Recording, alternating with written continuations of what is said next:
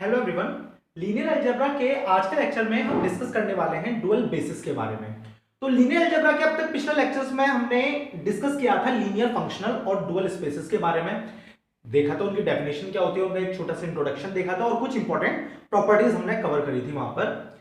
तो अब तक के लीनियर अलजेब्रा के मेरे जितने भी लेक्चर हुए हैं उसमें हमने वेक्टर स्पेस से लेकर आपका linear functional dual space linear transformation सब कुछ टॉपिक बाय टॉपिक हमने लेक्चर बाय लेक्चर कवर किया है। तो डिस्क्रिप्शन में आपको प्रीवियस हमारे जितने भी लेक्चर हुए हैं उसकी प्लेलिस्ट का पूरा लिंक मिल जाएगा, आप वहां जाकर देख सकते हैं। तो फिलहाल आज का लेक्चर शुरू करते हैं। तो डुअल बेसिस क्या होता है? तो डुअल बेसिस समझने से पहले हमें एक इंपॉर्टेंट थ्योरम है जो कि काफी इंपॉर्टेंट है यूनिवर्सिटी एग्जाम के हिसाब से भी, और इसी थ्योरम से आपके डुअल बेसिस का बेस बनता है। एक ये होता क्या है डुअल बेसिस, तो उसे समझने से पहले आपको ये थ्योरम समझनी पड़ेगी जो कि काफी इंपॉर्टेंट है। तो यहां मानते हैं कि let capital V be an n dimensional vector space over the field F, कि आपको जो V है ये एक n डायमेंशनल वेक्टर स्पेस है फील्ड F के ऊपर। और जो ये हमने अब ये इसके डायमेंशन n है तो ये हमने इसका बेसिस मान लिया B equals to alpha 1 alpha 2 alpha n, ये बेसिस है आपके वेक्टर स्पेस V का। Now if x1 x2 xn is any ordered set of n scalars. अब ये जो हमारी फील्ड है कैपिटल F, ये जो हमारी फील्ड है इससे हमने कुछ स्केलर्स लिए हैं x1 x2 xn, n scalars. क्यों? क्योंकि भाई इसकी डायमेंशन n है तो इसके बेसिस B में भी n ही एलिमेंट्स होंगे। तो उन n एलिमेंट्स के कोरस्पॉन्डिंग हमने यहां पर n स्केलर्स ले लिए x1 x2 xn। Then there exist a unique functional small f।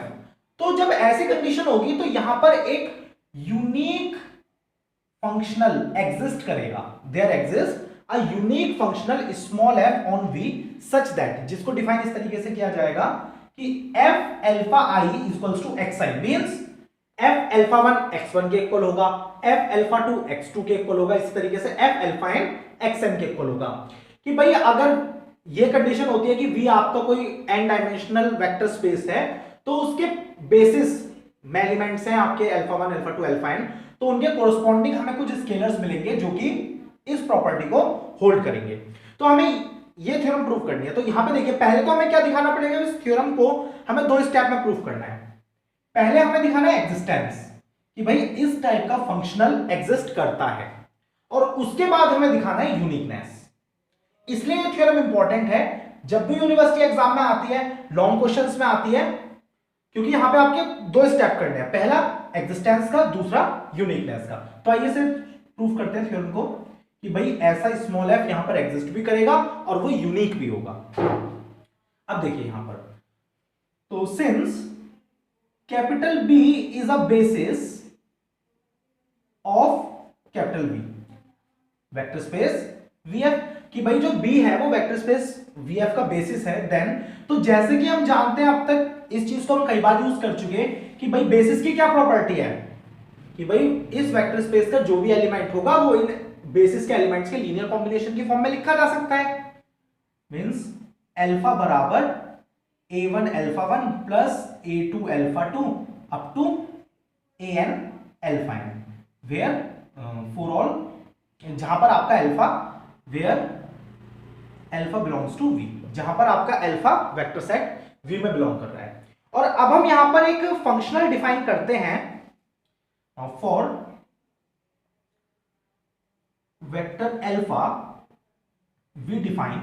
तो हम एक फंक्शनल यहां पर एक फंक्शन डिफाइन करते हैं, उसे बाद में प्रूव करेंगे वो फंक्शनल है। तो पहले तो हम एक फंक्शन डिफाइन करते हैं स्मॉल f अल्फा इस तरीके से कि भाई ये इक्वल हो जाएगा।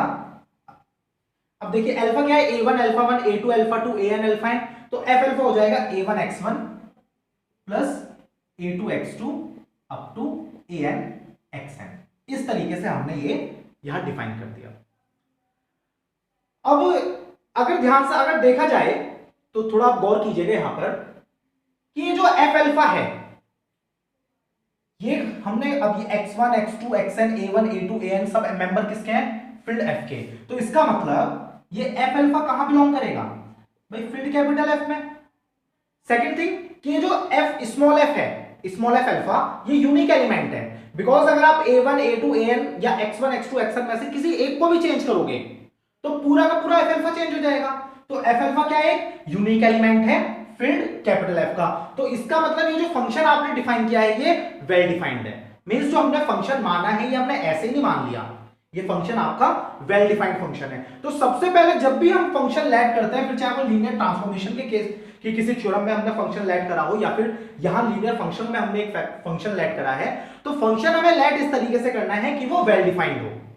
तो यहां हमने कह दिया कि भाई ये यूनिक है क्योंकि आप a1 x1 a2 x2 an xn अब बिलोंग्स तो ये कैपिटल एफ फील्ड में ही करेगा ना, क्योंकि सारे मेंबर फील्ड के हैं। तो ये तो क्लियर है कि भाई ये फील्ड में बिलोंग करना है, लेकिन ये यूनिक भी है क्योंकि अगर आप इन सभी स्केलर्स में से किसी एक को भी चेंज करते हो तो पूरा का पूरा एफ अल्फा चेंज हो जाएगा। तो इसका मतलब आपका जो एफ अल्फा है, जो आपने फंक्शन या एफ माना है, ये वेल डिफाइंड है नाउ। तो अब ये फंक्शन हमारा वेल डिफाइंड हो गया। अब आगे बढ़ते हैं नाउ। अब मुझे पता है कि B अगर बेसिस है, लेकिन है तो वो सबसेट है ना किसका, वेक्टर स्पेस V का। क्योंकि बेसिस क्या होता है, बेसिस बाद में बेसिस बना, लेकिन पहले तो वो सबसेट ही था, collection of vectors of V, कि V के कुछ वेक्टर्स का कलेक्शन कर दिया हमने। तो इसका मतलब ये जो डेफिनेशन हमने अल्फा के लिए अप्लाई करी है, V के मेंबर के लिए अप्लाई करी है, तो वो इन सभी मेंबर के लिए भी अप्लाई होगी। Now this implies alpha I belongs to V for all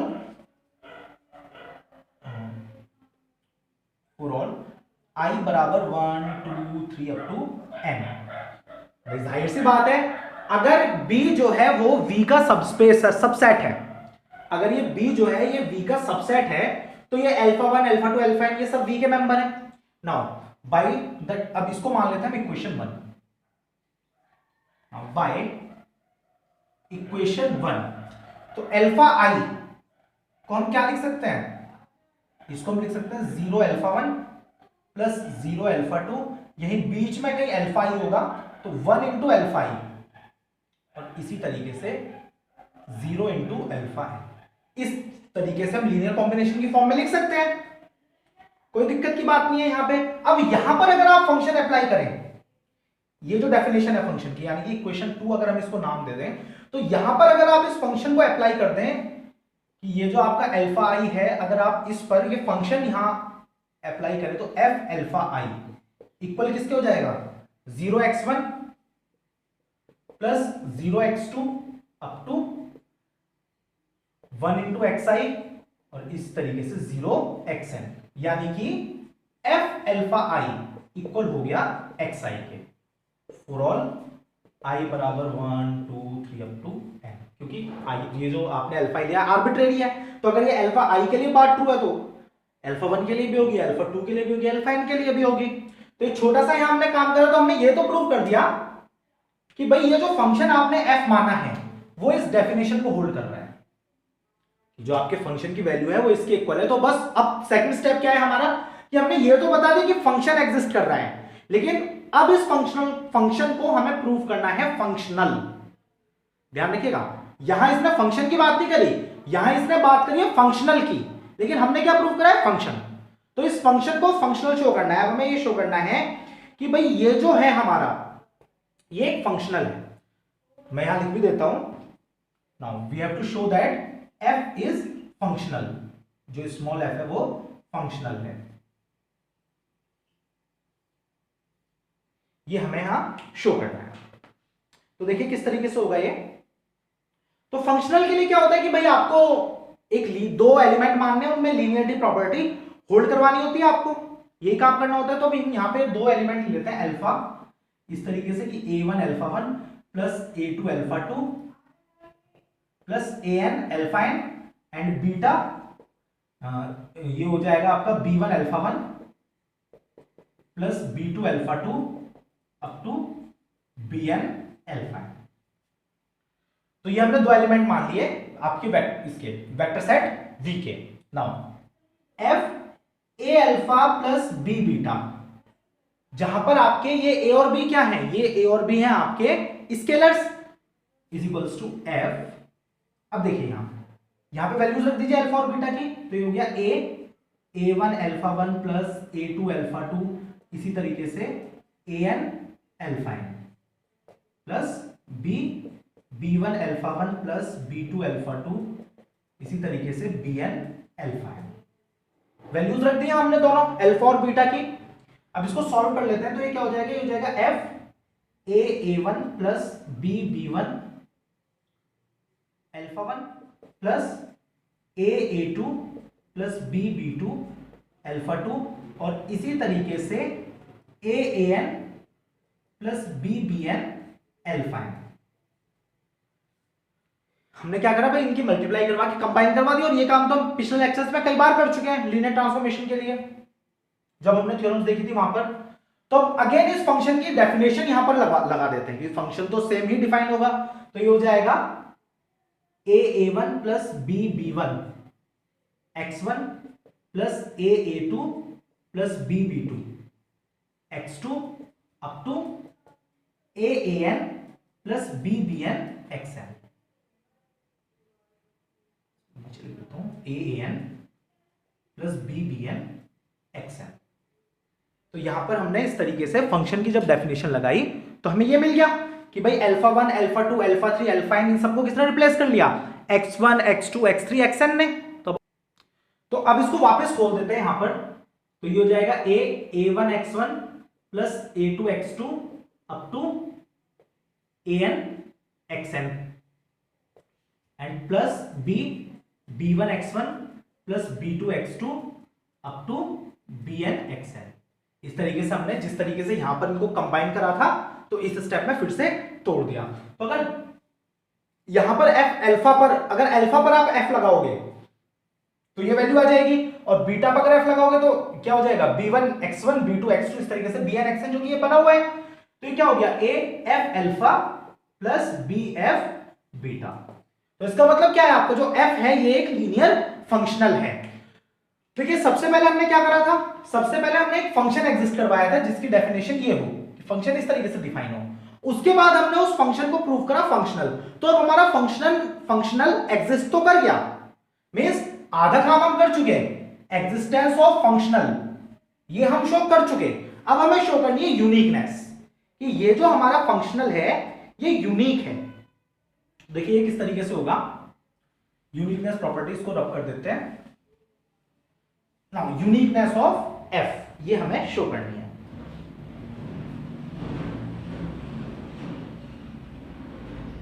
uniqueness of small f, कि ये जो आपको स्मॉल f यहां फंक्शनल मिला है ये यूनिक है।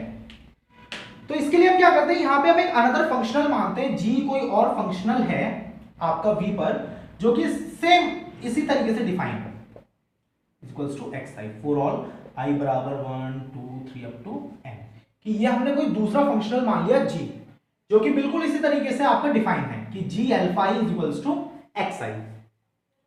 तो now if we apply g on the alpha, जो कि हमने अल्फा माना था, क्या माना था हमने अल्फा की, भाई a1 alpha 1 plus a2 alpha 2 and up to an alpha, तो इक्वल हो जाएगा। अब g जो है फंक्शनल है तो फंक्शन की प्रॉपर्टी होल्ड करेगा, g alpha 1 plus a2 g alpha 2 up to an g alpha, इस तरीके से। नाउ a1, अब g अल्फा 1 x1 के equal, a2 g alpha 2 x2 के equal up to an g alpha n xn के equal. अब अगर इसको ध्यान से देखा जाए तो ये क्या है, ये है हमारे f अल्फा की डेफिनेशन, मींस ये इक्वल आ गया f अल्फा के, means g alpha is equals to f alpha, therefore g बराबर f। यानी कि अगर आपने कोई दूसरा फंक्शनल माना भी है जो कि इस डेफिनेशन को फॉलो कर रहा है, तो फंक्शनल f के ही इक्वल है, f के ही इक्विवेलेंट है, मींस f जो है वो हमारा यूनिक फंक्शनल है, कि यानी कि यहां जो f एग्जिस्ट हुआ है वो यूनिक है, उसके जैसा कोई और फंक्शनल आपको नहीं मिलेगा, जैसे कि हमने शो कर दिया। तो काफी इंपॉर्टेंट थ्योरम है, जिस तरीके से मैथमेटिकली प्रूव करनी है इसी तरीके से प्रूव कीजिएगा आप इसे, इसमें कोई एक्स्ट्रा यहां पे लैंग्वेज डालने की जरूरत नहीं है। यूनिवर्सिटी एग्जाम के हिसाब से भी काफी इंपॉर्टेंट है, कई बार यूनिवर्सिटी एग्जाम में रिपीट होती है और आएगी भी तो लॉन्ग क्वेश्चंस में आएगी। तो अब हम देखते हैं कि डुअल बेसिस होता क्या है, उसकी डेफिनेशन अब हम देखते हैं, क्योंकि अब हमने ये थ्योरम पहले से यूज है आगे। तो अब देखते हैं डुअल बेसिस के बारे में। तो बात करते हैं डुअल बेसिस की। तो अगर मैं मोटा मोटा आपको बताऊं, अगर तो डुअल बेसिस जनरली क्या होता है कि जैसे कि हमने बात कर रहा था V dash means dual space, तो the basis of dual space is called dual basis. लेकिन उस बेसिस के लिए कुछ कंडीशंस हैं, कुछ लिमिटेशंस हैं, वो लिमिटेशंस आपको बताएगी ये डेफिनेशन। तो अगर मोटा मोटा देखा जाए तो इस बी डैश का जो बेसिस होगा वो बेसिस ही कहलाएगा आपका डुअल बेसिस। लेकिन उसमें कुछ जो लिमिटेशंस हैं वो क्या हैं वो अब हम देखते हैं।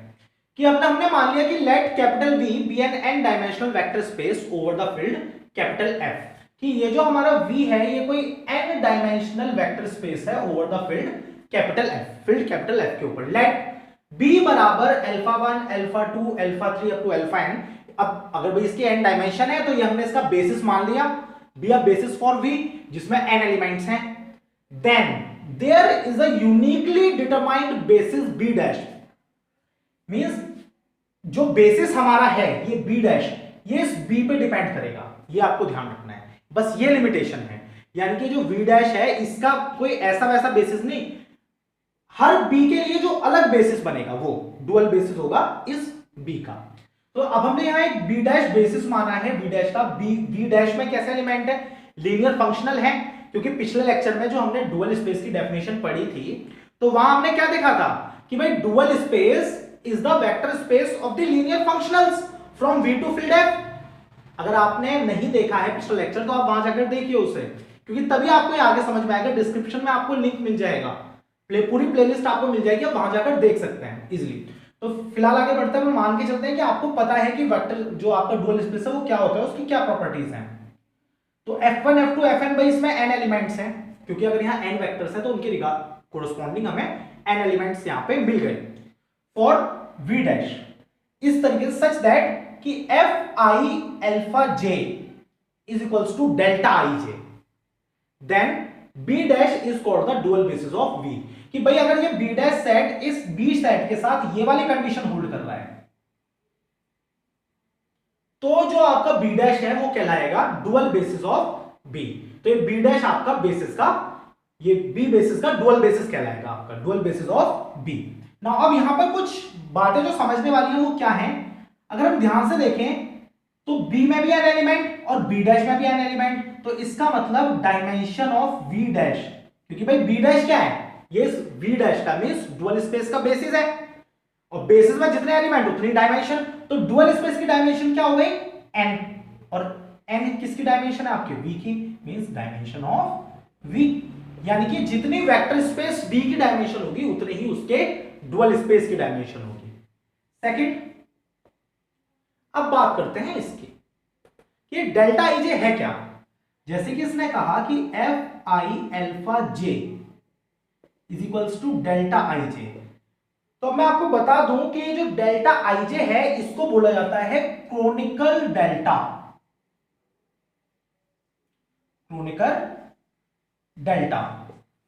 अब ये क्रोनिकल डेल्टा की क्या प्रॉपर्टीज हैं वो मैं आपको बता देता हूं कि भाई ये Fi अल्फा j ये केवल दो वैल्यूज आपको देगा, 0 और 1। वैल्यू 1 ये देगा इफ I बराबर j, जब आपका I j के इक्वल होगा, और वैल्यू 0 कब आपका देगा ये, if I is not equal to j। मींस अगर इस चीज को यहां अप्लाई किया जाए तो F1 अल्फा 1 सपोज कीजिए वो तो हो जाएगा 1, लेकिन F1 अल्फा 2 0, F1 अल्फा 3 0, इसी तरीके से Fn अल्फा n बराबर 0 हो जाए। यानी कि जब ये दोनों के सफिक्स सेम होंगे तभी आपको 1 देगा, जब तक सफिक्स डिफरेंट रहेगा तब तक ये आपका 0 आपको देगा। इसी तरीके से F2 जो होगा वो अल्फा 1 के साथ 0 देगा, F2 अल्फा 2 के साथ देगा 1, बाकी F2 अल्फा 3 के साथ आपका 0 देगा, और बाकी जितने भी होंगे उन सभी के साथ आपको 0 देगा। केवल कब आपको 1 देगा, जब दोनों सफिक्स सेम हो जाएंगे। तो जैसे कि मैंने कहा था कि भाई पहली वाली थ्योरम को हमें पता होना चाहिए before we study dual basis, कि डुअल बेसिस को स्टडी करने से पहले, सीखने से पहले, समझने से पहले हमें वो पहले वाली थ्योरम पता होनी चाहिए। तो ऐसा मैंने क्यों कहा था, ऐसा मैंने कहा था इसलिए क्योंकि यहां अगर देखा जाए तो ये बेसिस तो है, तो इसके रिगार्डिंग हमें कोई कुछ n ऑर्डर्ड एलिमेंट्स चाहिए फील्ड f के, जो कि इस वाली कंडीशन को होल्ड करें कि भाई f1 fi alpha i is equals to xi। तो देखिए ये वाली डेफिनेशन यहां पे किस तरीके से होल्ड होगी। For example we are talking about f1, तो f1 यहां पे जब एग्जिस्ट करेगा तो उसके लिए जो एलिमेंट्स आएंगे वो क्या आएंगे 1 0 0 0 अप टू 0 इस तरीके से।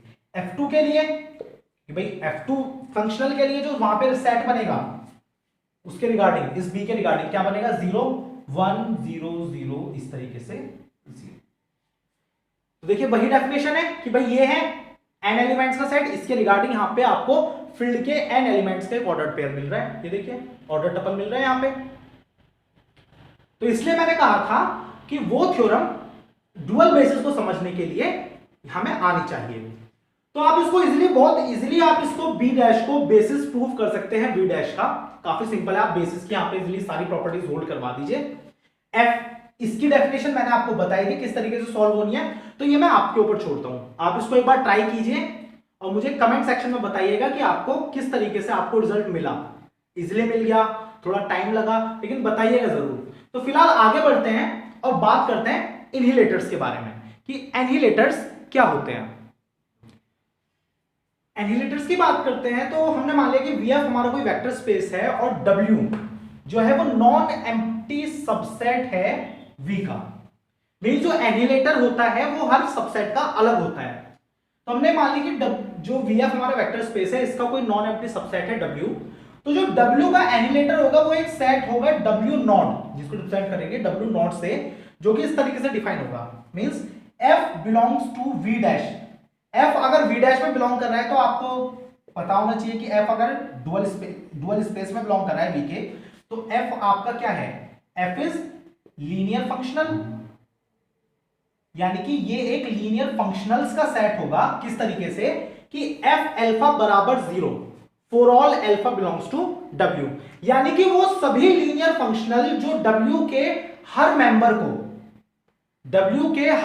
को 0 पे मैप करें, उन सभी लीनियर फंक्शनल का जो सेट होगा वो कहलाएगा W नॉट, और वो होगा आपका इनहिलेटर ऑफ W का इनहिलेटर। मींस भाई मान लीजिए W में n मेंबर्स हैं, alpha 1 alpha 2 alpha 3 alpha n। अब हमें जितने भी फंक्शन मिलेंगे जो सभी n के n मेंबर्स को आपके 0 पे बिलोंग करवा दें, 0 पे मैप करवाएं, फील्ड के 0 पे मैप करवाएं, तो वो सभी लीनियर फंक्शनल इस एनहिलेटर सेट में आपके आ जाएंगे। अब जरूरी नहीं है कि आपको W नॉट की फॉर्म में ही हर बार दिखे, कुछ बुक्स में इसको इस तरीके से रिप्रेजेंट किया जाता है, A of capital W means annihilator of W। तो ये W नॉट सेट क्या है, W का इनहिलेटर। अगर आप कोई वेक्टर स्पेस का कोई सबसेट दूसरा ले लेंगे तो इनहिलेटर चेंज हो जाएगा, क्योंकि हर सबसेट का अलग इनहिलेटर होता है। तो आज के लेक्चर में हमने डुअल बेसिस की एक इंपॉर्टेंट थ्योरम देखी, डुअल बेसिस देखा कि भाई डुअल बेसिस होता क्या है, और इनहिलेटर्स के बारे में बात की।